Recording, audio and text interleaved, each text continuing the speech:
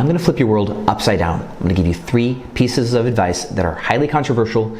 People aren't giving you this advice, and it's about how you can get wealthy way faster than other people are telling you. We have a lot to talk about. Let's jump right in.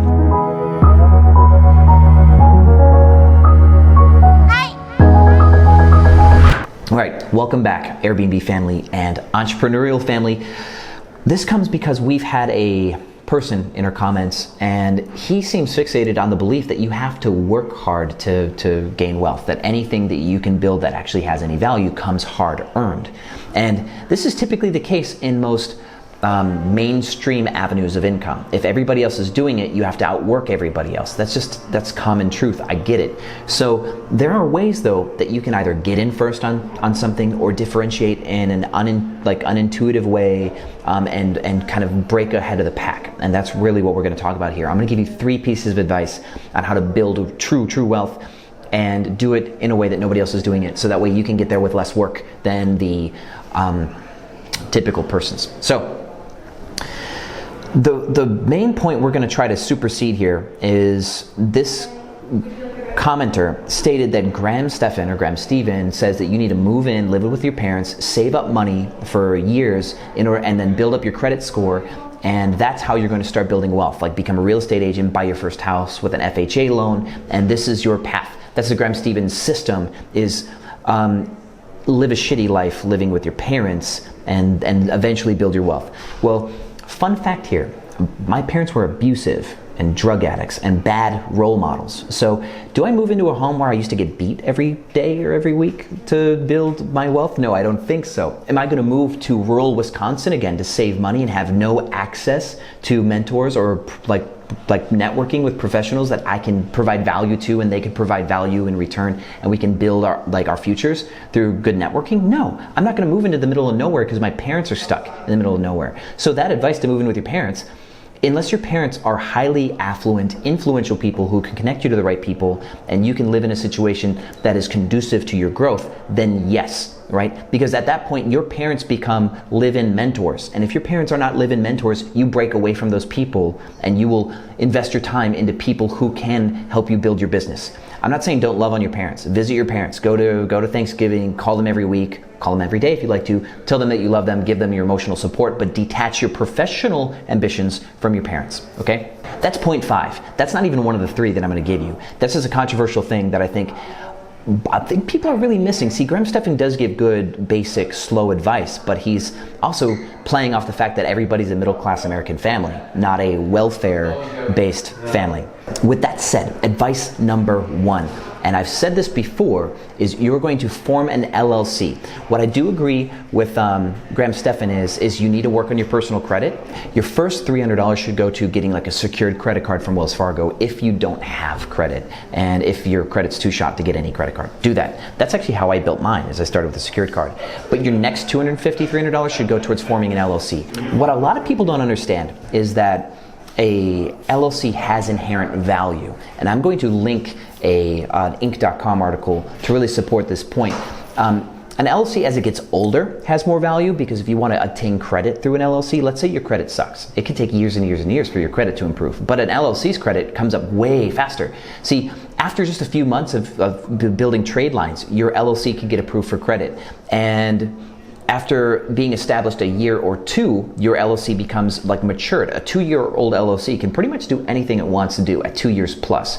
So by forming an LLC and putting it on a shelf, even if you're not using it yet, putting it on a shelf for 2 years ages the business. At one point, you're going to do business through that LLC, and it's going to validate its existence, okay? So don't just work on your personal credit, work on your business credit by forming an LLC and letting that thing sit until you're ready. Okay, you're like building your nest egg for the future, right? That is something people won't tell you to do, but you should do it, and you will realize its benefits years from now. Number 2 kind of plays into number 1 here, is you're going to not save up your money like acorns and save and save and save and save till you have like a big amount of money. You're going to constantly test the fence with your money.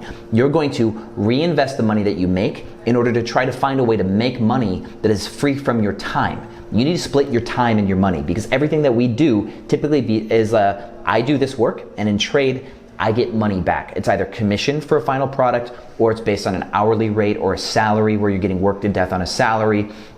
And you need to take the money that you're making from your salary, your commissions, your hourly, and you need to put it in play as many times as possible and find something that shows promise. Trial and error will get you there. When I built my first marketing company, I was working with a company called the Houston Botox Center, and they did teeth whitening in their office, and they had a bottleneck, which is you can't put more people into their one little office to do more services, so they needed to expand their sales outside of their office. So I took their professional teeth whitening system and I made it this take-home do-it-yourself system, and we went and sold it in the greater Houston area doing pop-up guerrilla marketing and promotions.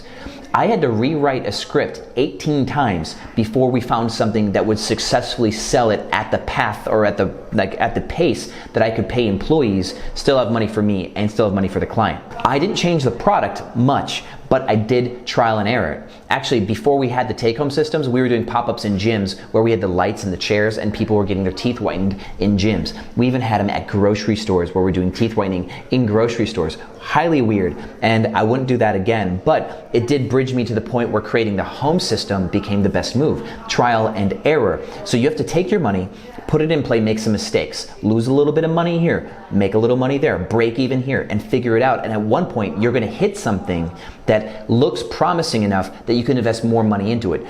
And do this through your LLC. All your little trial and error business dealings, don't take on any debt and don't owe anybody a bunch of money that you can't pay off, but take the cash that you have and put it into play. What this will happen to do is your business will have a bank account. There'll be money moving in and out of that bank account. There's business activity. It validates that the business is real over time as you're figuring it out.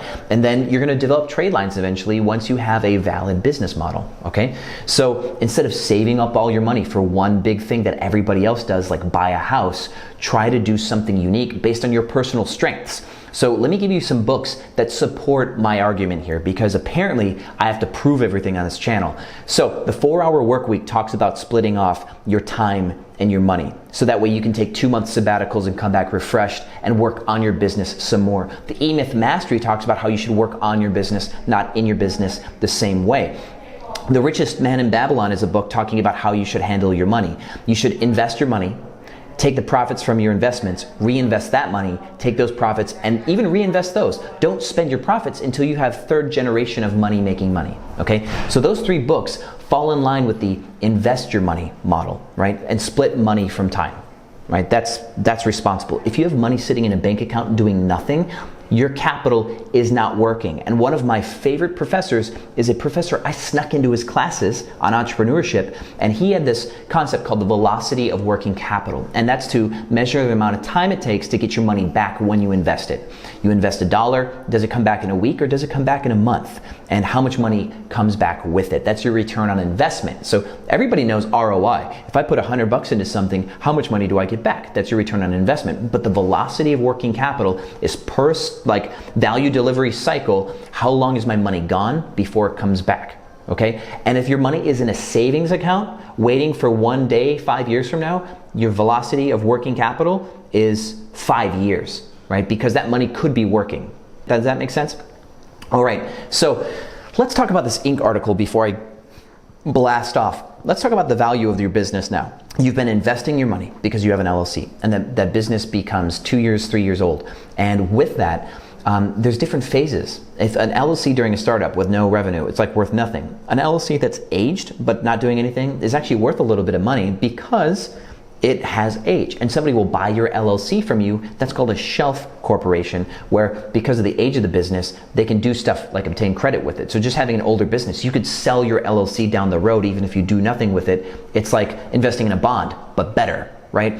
If I go online to try to buy a shelf corporation right now, if I want to buy a 2-year-old LLC with like trade lines and transactions, like money moving in and out of a bank account, it's going to cost me $3,500 to $5,000, which is 10 to 20x, 25x of what you would pay to start an LLC, right? So that's a 25 times potential return on investment over 2 years. That's a sick return on investment. Even if your business isn't successful, as long as you didn't default on stuff and your business was active, you're making money anyway. Little bits of money. But we're not here to make $2,000 or $5,000 in 2 years, are we? We're here to make more. So the next point is you've got the owner-operator model. Let's say your business makes $500,000 a year at one point because you find something that works for you. It doesn't have to be Airbnb, but it could be, and we're going to use this as an example because it's the easiest thing for me to tell you because this channel.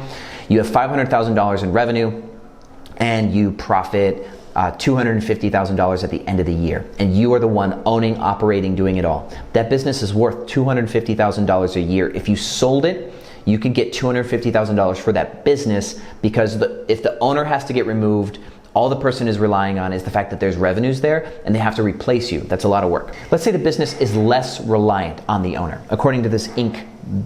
Article, the business has $3 million a year in receipts, which we are quickly approaching, by the way, and profiting $1 million a year, which will blow out of the water once we hit 3.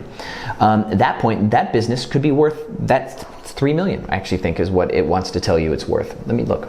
Yeah, so gross sales 3.4 million, net profit 1 million, business is worth 3 million because there's employees in a team and the owner is still involved in the operations but not the full operator, right? So now you see that the business value is a multiple of the amount of revenue that it's getting in. And then next, at one point the business becomes so big that the owner can be completely removed from the business. And now the multiples of net operating revenue are different from industry to industry. Like hotels, you take the net operating per year and multiply it by 6.5 or 7.5, sometimes as high as 9. Tech companies, the multiple can be like as high as 20 or something crazy.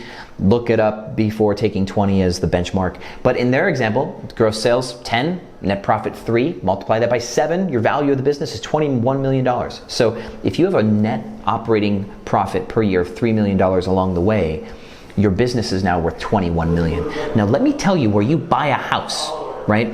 Where let's say you put that money into play. You buy some houses, you buy investment properties, you spend 5 years building up a portfolio and you have a $10 million portfolio of homes. You go sell that portfolio of homes, you're not selling it for $21 million, are you? No. See, there's a secret factor of making money with the LLCs or businesses. See, the business could still own property, but when that property is profiting from cash flow, and see, when you have regular tenants, you don't make that much profit, so you're really selling the portfolio for its equity. But if you have a cash flow business like Airbnb, the amount of cash flow per property you have is much higher. So if you had an LLC full of businesses, full of real estate, and that real estate was on Airbnb making more cash flow, you would not just sell it for the equity, but the cap rate, which is how much money you're making per dollar of real estate, that cap rate comes in effect. And a higher cap rate means a higher sale price for your portfolio. So that's number 2. And number 3, there's some really fun books. There's one like Super Survivors, and there's Think and Grow Rich are going to be the 2 books that give you the advice on this one. Super Survivors is a newer book. And David versus Goliath too talks about how your weaknesses can secretly be your strengths if you look at them the right way. But that's not on point with this last one. The third one is you need to put yourself in as much of a do or die situation as possible. You will survive your hardships. That's the way it works. You need to take risks and you need to put yourself in uncomfortable situations that there's no way back out from, essentially. So when you invest not only your money, but your energy, your mental sanity, your survival into a campaign, you are much more likely to succeed because there's no safe way out. And Think and Grow Rich, everybody's like, what's the meaning of this book? What's the secret of this book? But he talks about burning all of the bridges behind you as the main point for being successful. Make it so that there's no way back out, right? So moving in with your family is not an easy way to pull a Think and Grow Rich, right? That is actually the worst way because you have a safety net. You were raised your whole life in a nest, and you're going to move back in that nest to try to become successful? No, they kick you out of the nest for a reason. So put your life on the line to be successful, right? Because you really won't die. When was the last time you were in a do or die type situation and you actually died? If you're watching this, never, right? And if you're watching this and it has happened, hopefully you have a cool story about a near-death experience. They brought you back because I don't know that we had ghosts in the audience otherwise. So with that said, read some books. The books that I just cited to you as proof the advice that I gave you is real, and that's not just me writing a book about my advice. I'm not quoting my own books here. I've built multiple million-dollar businesses because I found a way to. Not because somebody else was doing something and I copycatted them, all right? I'm still in the newspaper industry, but I'm not doing it the way that my old company that I worked for is doing it. 85% of businesses are started to either service or compete against the business that the owner last worked for. Fun fact, right? So I built my first newspaper business after starting my marketing company because I thought I could do marketing because I was in sales, and I was kind of mistaken, but it still didn't lose money for a long, long time. But when I started my newspaper business, I started it because I knew exactly how that industry worked and I wanted to change a few things. So I did start to compete with my last employer.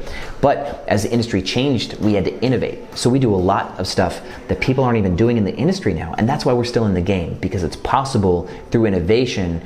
The newspaper industry is complex and tough, but we believe that we're ahead of the market and we're doing some things that nobody else is going to do. And it's going to put us in a really cool situation where we're not on a highway full of cars all driving to the same money. We are building our own road and we're driving down that. We're going to get there faster. It's just a lot more work in the beginning, charting a course that nobody's been on before. But when you have it, you get that first mover advantage. And that's a really good advantage a lot of times. So with that said, hopefully this made you smarter. Hopefully this has made you believe in yourself a little bit more, because you can. And hopefully this helps you dissolve the illusion that making money has to be hard, right? The way that you find to make money will come from trial and error, and the process of trial and error may be hard, but what you find that makes you money may actually be easy. It may be stupid easy. Because when I was in the newspaper industry, and only in the newspaper industry, I thought that every opportunity had to be this hard or harder, because there's no way that I could just make more money and have it be easier, right? I was my ego was attached to the difficulty it took to make my money, right? And that was a fallacy. That's not true. So hopefully this helps you dissolve those things. You don't move in with your parents unless your parents are the best mentors ever, right? Choose your tribe, choose your people. Only invest your time around people that are going to help you get there. And my parents, they couldn't help me in my early to mid 20s. They would have actually destroyed me mentally, and I wouldn't be here right now, for example. So without ranting, thank you for watching Airbnb Automated. Go out and form an LLC, get a secured credit card if your credit's not good, and let's start this journey. I'll watch more videos. And by the way, subscribe. Please click the subscribe button. I'm sure you've been here long enough to hit that button. And if you like this video, which I should have asked you to do 20 minutes ago, it helps other people see it, and other people deserve to know too. So I appreciate you. Thank you. I'll see you on the other side.